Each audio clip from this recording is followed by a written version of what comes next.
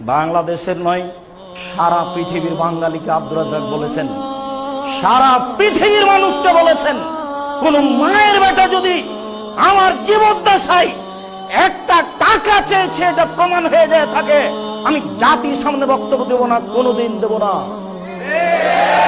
আজ নয়, কাল নয়, কথা আমাকে ফিরিয়ে নিতে হবে না।